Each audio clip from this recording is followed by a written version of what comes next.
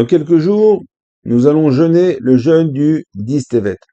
Un jeûne qui fait partie des 4 jeûnes qui rappellent les périodes un petit peu obscures et difficiles de l'Am Israël. Il y a le 17 Tammuz, le 9 Av, le jeûne de Guédalia et le 10 Tevet. Alors, le 10 Tevet est particulier pour plusieurs raisons. Premièrement, ce jeûne-là, il pourrait être effectué même un vendredi. On sait que Khamim ont fait un calcul, ont calculé un calendrier pour faire en sorte que les jeûnes ne tombent pas le vendredi, pour la simple et bonne raison que le vendredi doit être disponible pour pouvoir préparer les préparatifs de Shabbat. Par exemple, si le jeûne d'Esther, le Ta'anit Esther tombe un vendredi, alors il sera devancé, on le jeûnera le jeudi. Autre chose, le Abu Dharam nous dit que ce jeûne-là, même s'il tombe à Shabbat, on jeûnerait le Shabbat.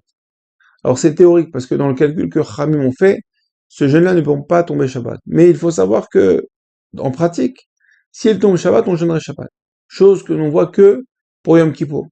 Shabbat qui tomberait Shabbat, il serait repoussé, et on jeûnerait le dimanche. Alors qu'est-ce qui s'est passé le 10 Tevet pour qu'on puisse jeûner un vendredi, qu'on puisse jeûner même un Shabbat? Alors apparemment, le 10 Tevet, c'est le premier assaut, la première brèche de Nabuchodonosor à Yerushalayim. Il va faire la première brèche pour faire une première incursion dans la ville de Yerushalayim et pour plus tard détruire le Beth Amikdash. Alors il faut savoir que cette première brèche, la Gemara dans Gittin nous dit que le 10 Tevet a eu lieu 21 ans avant la destruction du Beth Amikdash. C'est-à-dire qu'il y a eu la première brèche, et pendant 21 ans, les Bnei Israël, tranquilles, ils n'ont rien vu. Ils ont continué à vivre comme si de rien n'était. Alors pour mieux comprendre pourquoi on jeûne, pourquoi il faut jeûner, quel est le but du jeûne, là on va lire les paroles du Rambam. Le Rambam nous dit dans les halachot, Ilchot Ta'anit, au chapitre 5, la première halachot, il dit que Yesham Yamim Shekol Israël Mit'anim Bahem Mipene Hatzarot She'eru Bahem. Il y a des jours où Am Israël jeûne pour les malheurs qui lui sont arrivés. Kedé l'horaire alevavot liftoar darkei teshuvah, pour réveiller les cœurs, pour qu'ils puissent faire teshuvah. Veillez zikaron le maasenu araim, et ça sera un rappel pour nos mauvais actes. Ou maase avotenu sheye ke maasenu, ou rappeler les actes de nos pères qui sont en fin de compte comme nos actes aujourd'hui contemporains. Parce que nos actes et les actes de nos pères en fin de compte sont les mêmes et qui ont générer les mêmes malheurs de l'époque et que nous avons aussi aujourd'hui. Et donc le fait de jeûner, nous dit le Rambam, le jeûne, c'est pas un but, c'est un moyen. C'est un moyen d'éveiller nos cœurs. C'est pas un jour où on va économiser un repas et on va pas manger. Le but du jeûne, c'est pas juste de ne pas manger. Non. En fait, on se libère de toutes des tavotes, des besoins du corps pour pouvoir justement se concentrer et mieux faire teshuva. Alors, rappelons ce qu'on a dit un petit peu tout à l'heure, que le 10 Tevet est un jeûne particulier, puisqu'on peut jeûner le Shabbat, d'après le Abu Dharam. Alors, on a demandé qu'est-ce qui s'est passé. On a dit juste la première brèche. Est-ce que c'est tellement grave? Tellement grave. Il n'y a pas de destruction. Regardez, le Tisha B'Av, les 2 Beth Amikdash ont été détruits ce jour-là. Les explorateurs ont pleuré ce jour-là. C'est vraiment un jour grave. Et quand bien même, ce jeûne-là, on ne jeûnera pas le Shabbat. 17 Tammuz, pareil. Jeûne de Guédéa, pareil, de même. Et là, une première brèche. Alors justement, et la première brèche, c'est la chose la plus grave. C'est la première fois, c'est le premier pas. Cette chose-là où le mal, le Yetzer Hara, va s'infiltrer. Si on ne le bouge pas tout de suite, si on ne le répare pas immédiatement, eh ben ça va continuer, ça va continuer. Rappelez-vous, il y a 1 an ou 2, un immeuble entier s'est effondré soudainement à Miami, sans prévenir. Flac. qu'est-ce qui s'est passé? Ils ont remarqué, ils ont fait des enquêtes que, en effet, il y avait là-bas dans le sous-sol, il y avait une fuite, un goutte à goutte. Et en fin de compte, cette fuite-là, selon les experts, a fragilisé les fondations et sans prévenir, tout s'effondrait. Pourquoi? Parce qu'ils n'ont pas réparé, ils n'ont pas colmaté la brèche. Et ben, Rabotaï, cette brèche-là du Distevet, elle est encore présente aujourd'hui. Si parfois nous tombons dans certains domaines, c'est parce que nous n'avons pas colmaté nos brèches. Par exemple, prenons la personne. Alors les brèches, il y en a dans plusieurs domaines. On va donner plusieurs exemples pour bien comprendre et pour se sentir concerné, que chacun se sente concerné dans le malheur du distévé. Prenons la personne qui arrive tous les jours à l'heure à la tefila.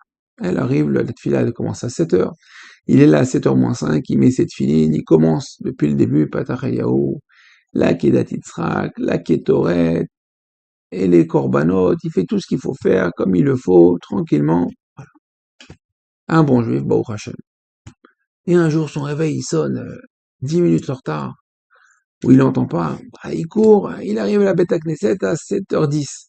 Il a raté déjà un bon morceau, il peut pas mettre les tefilines, donc il va devoir sauter les korbanot, prendre un raccourci pour pouvoir rejoindre justement le minyan. Bon, et il finit la tefila. Bon, il est un petit peu embêté.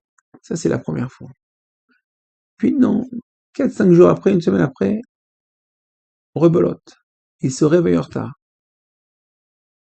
Puis au fur et à mesure, en fin de compte, il a été refroidi. Cette première brèche, cette première fois, ça l'a un petit peu, au début, il est un peu effrayé, puis en fin de compte, après, il s'est habitué. Pourquoi? Parce que le jour même, il n'a pas colmaté la brèche.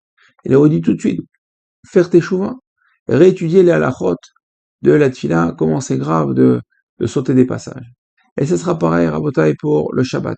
Quelqu'un qui va être Mechal le Shabbat, qui va transgresser le Shabbat, mais de manière permise. Parce qu'il est un piquoir nefesh, il doit s'occuper d'un malade, ou parce que, de manière permise. Mais si tout de suite, Motzei Shabbat, il n'étudie pas des halachot de Shabbat, pour la chose qu'il a faite, ou par exemple, il va allumer la lumière sans faire exprès, ou il va faire des choses sans faire exprès. Mais ça, ce sont des brèches. Des brèches, pareil, dans la cache-route. Personne ne veut faire un déplacement, elle va être allégée. Normalement, elle a certaines restrictions, elle mange certaines hashgachot. Et là, parce qu'elle est en déplacement, elle est obligée pour le travail ou pour quoi que ce soit, manger quelque chose, faire une légère souplesse. Si elle se reprend pas tout de suite, au fur et à mesure, dans tous les cas qu'on vient de dire, dans 1 an, dans 2 ans, dans 3 ans, dans 10 ans, elle commence à faire une chute et une rigolade. On sait que, par exemple, dans le business, dans le commerce, les gens, dès qu'ils voient, il y a beaucoup de courbes, dès qu'on voit que ça commence à descendre, tout de suite, il faut se reprendre, on refait une campagne marketing, campagne publicitaire, justement pour relever la courbe. Dans la bourse, c'est la même chose. C'est pareil dans notre Avodat Hashem. Il faut mener notre Neshama, notre Avodat Hashem, de la même façon qu'on va gérer un business. Le vrai travail, en ce jour de Distevet, c'est pas juste de ne pas manger. C'est pas ça le but. Le but, c'est de voir autour de nous, au sein de notre famille, de notre foyer, au sein de nous-mêmes, là où est la brèche, de la colmater immédiatement. Shabbat, Tfila, Kashrut, Tzniut. Les domaines, il n'en manque pas. Savoir là où il faut colmater, et pour Bezrat Hashem renforcer notre foyer, nous renforcer nous-mêmes, et construire notre Beth Amikdash personnel, notre Beth Amikdash intérieur.